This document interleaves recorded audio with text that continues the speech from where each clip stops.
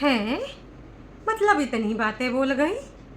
इमा कितनी बातें सच्ची हैं, कितना बातें झूठी हैं। और ये कमेंट में हेल्ड फॉर रिव्यू काहे लगा है? मतलब तारीफा तारीफा वाले सारे कमेंट्स, लेकिन फिर भी कुछ आपने विवादित कमेंट छोड़ दिए हैं। अच्छा, अब वीडियो को रैंक पे ले जाने के लिए, व्यूज़ बढ़ाने के लिए आपने भी शुरू कर दी है का? चलो, आज जिज्जी ने कहा है, हम आपको गाना के माध्यम से बताएंगे। मतलब हम गाना गाएंगे, तो गाए दें। अपने कान वान ना उंगली लगाए लो, कहा कि हम बहुत बढ़िया सुरीले सिंगर हैं, गाएं। चलो गाए देते हैं थोड़ा सा। तब तक जो बैठे हम तो कुछ है बोलना, कुछ तुम बोलो कुछ हम बोले और बोलना, कुछ तुम बोलो कुछ हम बोले ओ ढो, मतलब ओ दीदी। तो जिज्जी ने तो अपना बोल लिया है, अब ना हमार थोड़ा सा है बारी आई। जिज्जी ने बोला है कि भाई कब तक चुप रहूंगी, अब नहीं सहूंगी, अब मैं सब कुछ कहूंगी हैं। तो भाई दर्शकों, आज के इस रंगारंग कार्यक्रम में बहुत सारे ऐसे पॉइंट्स आएंगे जिससे ना कुछ लोगों के ना सच्चाइयाँ, कुछ लोगों के झूठे किस्से, कुछ लोगों के मनगढ़ंत बातें, उनके ना भाई साहब पोलम पट्टी खुल जाएंगे। तो बिना कोनो देरी के आज का रंगारंग कार्यक्रम शुरू करते हैं। चलो जी भाई, जिज्जी का जो कहना है, बड़कन्नी जिज्जी की बात कर रहे हैं, छुटकन्नी तो ऑलरेडी कंट्रोवर्सी में कूद चुकी हैं, है ना। और हमारी जिज्जी भी थोड़ा पहले कूदी थी, फिर नहीं कूदी थी, फिर कूदी थी, फिर नहीं कूदी थी, लेकिन आज फिर से एक बार सब्सक्राइबर्स को और रिएक्शन वालों को, लाइव वालों को, सबको जिज्जी ने व्यक्तिगत रूप से याद किया है। सबसे पहले जो पॉइंट मैं डिस्कस करूँगा वो है वल्ला हो रे वल्ली हो रे वल्ला वल्ला वल्ली। कौन है वेला, कौन है नहीं है, किसने किसका। भाई चलो दर्शकों, एक बात बोलते हैं। जिज्जी का कहना है कि भाई का तुम्हारी ज़िंदगानी में इतना ज़्यादा टाइम हो, मेरे पास तो इतना टाइम नहीं कि मैं तुम्हारे बारे में सोचूं, हैं। तुम्हारे बारे में मुझे फ़र्क ही नहीं पड़ता। मेरे हस्बैंड के साथ मेरा जो है विवाद, डिस्प्यूट हो जाता है, या कोई मेरा जान पहचान या कोई रिश्तेदार कुछ मेरे बारे में बोल देता है, रिएक्शन वालों छोड़ो, इंटरनेट वालों छोड़ो, मेरे घर के पर्सनल लोग मुझे बोल देते हैं तो भी मुझे फ़र्क नहीं पड़ता। मतलब सीरियसली दीदी, आपको सच में फ़र्क नहीं पड़ता? चलो ना, अब हम आपको एक बात बोलते हैं। अगर वाकई में आपको फ़र्क नहीं पड़ता है जिज्जी, तो एक चीज़ बताओ, आपको ये कैसे पता कि रिएक्शन वाले आपके बारे में क्या बात करते हैं, लाइव वाले आपके बारे में क्या डिस्कशन करते हैं? लाइव तो लंबी लंबी चलती हैं जिज्जी, मतलब इतनी बल्ली हो तुम, हैं। लाइव में कान लगा के सुनते हैं कि लोग क्या डिस्कस करते हैं, क्या नहीं करते। झूठी झूठी पकड़ी गई ना फिर से यार। इसीलिए कहते हैं जिज्जी कि झूठ ना ही बोला करो। मतलब समझ रही हो ना, अगर झूठ बोलोगी तो ना किसी को पता चल ही जाएगा। तुम ओवर स्मार्ट तरीके से बोलती हो, लेकिन भाई तुम्हारी ओवर स्मार्टनेस यहाँ पर देखिए, मैंने कितनी बार बोला है कि आप ना अपने आप को बहुत ज़्यादा शातिर, होशियार समझिए, लेकिन सामने वाले को बेवकूफ़ समझने का गलती ना ही कीजिए। देखो जिज्जी, ये गलत बात है। और तुम्हारे तो सब्सक्राइबर भी आके बोल रहे हैं, क्या बोल रहे हैं, हम आपको बता दे रहे हैं। हाय हाय, ये चीज़ ना हमारी जिज्जी को विचलित कर जाएगी। कहा कि ना भाई कुछ ऐसी बात लिखी है, इन्होंने लिख दिया है तू लड़की नहीं औरत है। हाय दैया, अरे हमारी जिज्जी अपने आप को लड़की है समझती है, तो लड़की बोलिए ना जी, काहे उसके दिल जिगर किडनी को हर्ट करते हैं। और इसमें अभी तक 81 लोगों ने लाइक भी मार दिया है कि ना, you are not any more लड़की, यू आर का औरतिया। लेकिन हमारी जिज्जी देखो अपने आप को लड़की ही समझती है, तो हम तो लड़की ही बोलेंगे, है ना। आगे जो इन्होंने लिखा वो कमाल लिखा है कि अगर आपको कमेंट से कोई असर नहीं होता है तो सफाई क्यों दे रही हो। देखो लगातार बार बार जिज्जी ने इस बारे में न जाने कितनी बार एपिसोड बनाए हैं। मेडिटेशन वाकई में बहुत कमाल की चीज़ होती है, लेकिन जिज्जी ने जो यहाँ पर मेडिटेशन को लॉन्च किया है, जिस तरीके से इन्होंने यहाँ पर दिखाया है, मैं इतना ही कहना चाहूँगी कि ना उसका गलत परिचय ना दीजिए। आप जो बता रहे हैं कि आप करके देखो, आपके अंदर सुधार आ जाएगा, आप ज़िंदगी में आगे बढ़ जाओगे, आपकी ज़िंदगी में आपको फ़र्क पड़ना बंद हो जाएगा। लेकिन जिज्जी, आपका तो बार बार लगातार फ़र्क दिख रहा हो, विगत कई हफ्तों से दिख रहा है। लगातार रिएक्शन वालों को तौली हो, लगातार सब्सक्राइबर्स को तौली हो। मैं अपने आप को नहीं बदलूँगी, मैंने बीच में बदला था। मैं थोड़ा सा ना इधर उधर वाली हो गई थी कि चलो ठीक है, हम भी ना थोड़ा सा ऐसी वैसे बयानबाजी दे देते हैं, लेकिन फिर मुझे लगा नहीं, मैं ये नहीं हूँ। फिर मैंने अपने आप को नहीं बदला। जी, फिर से तुम झूठ बोलती हो।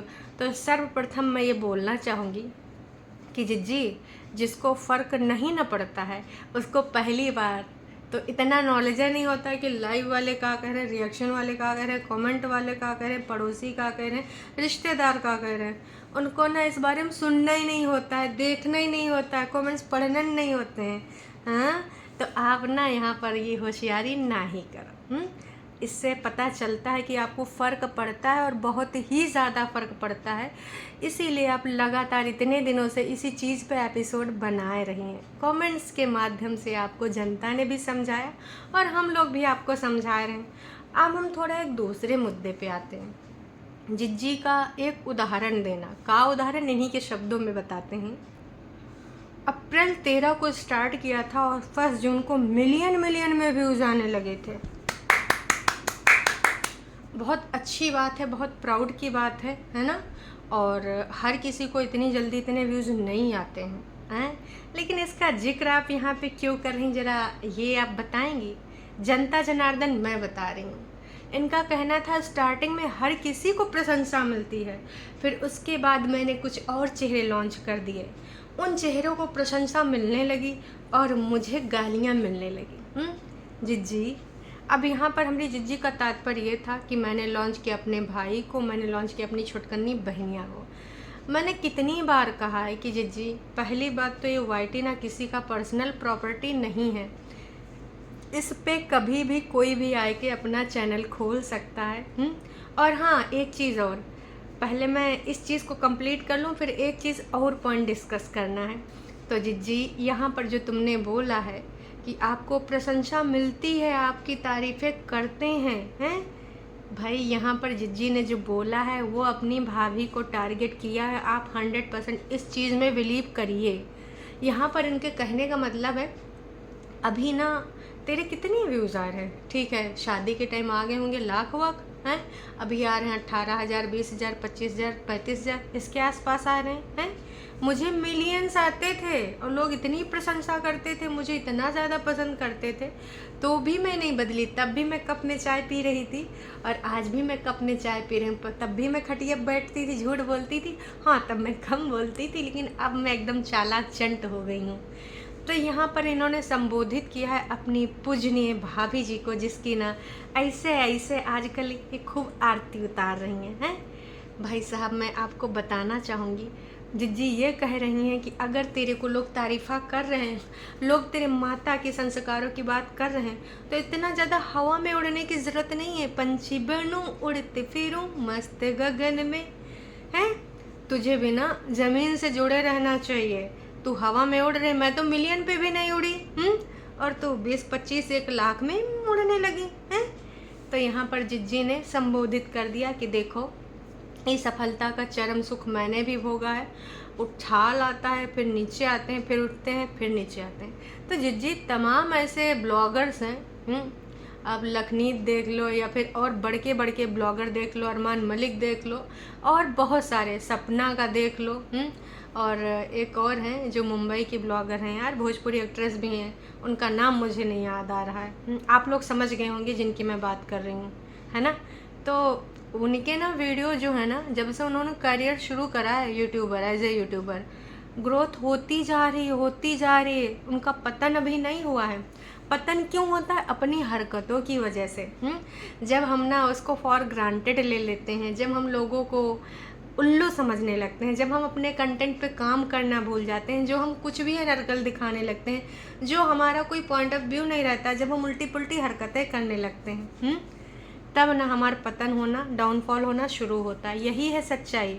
जितने लोगों ने सफलता को देखा है, बहुत कम लोग होते हैं जो हैंडल कर पाते हैं अपनी सक्सेस।